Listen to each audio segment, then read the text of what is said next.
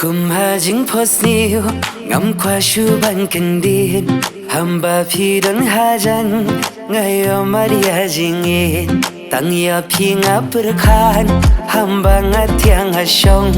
ngayai apsaya kapor ijong aba phinlong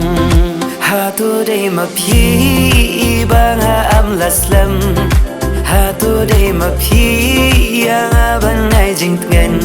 hatu pila semo yang aba pinid hong kumbanga la kulal junong ya pingam thong